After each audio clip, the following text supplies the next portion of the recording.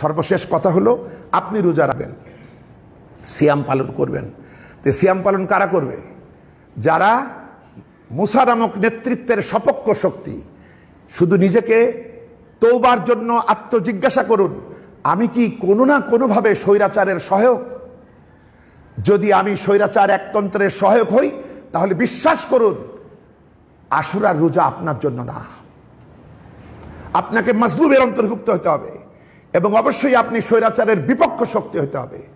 তাহলে এই সিয়াম হবে মুসার সিয়ামের অনুরূপ, এটা হবে রাসূলুল্লাহর সিয়ামের অনুরূপ, তার সাহাবীদের সিয়ামের অনুরূপ।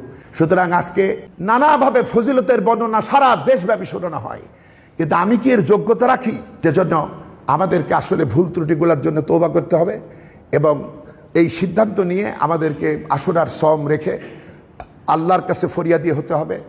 আমরা সহ সারা পৃথিবীর মুসলমানদের আজকে স্বৈরতন্ত্রের ভয়ানক অবস্থার মধ্যে বিরাজিত, এ থেকে মুক্তির জন্য আমাদেরকে চিন্তা ভাবনা করতে হবে। আসুন, কোরআন যেভাবে উপস্থাপন করেছে সেভাবে আমরা মুসা এবং ফেরাউনকে জানবার বুঝবার জন্য কোরআন অধ্যয়নে আরও নিবিড়ভাবে প্রচেষ্টা চালাই। আল্লাহ আমাদেরকে কবুল ও মঞ্জুর করুন, আমরা বলি আমিন। আসসালামু আলাইকুম ওয়া রাহমাতুল্লাহি ওয়া বারাকাতুহু।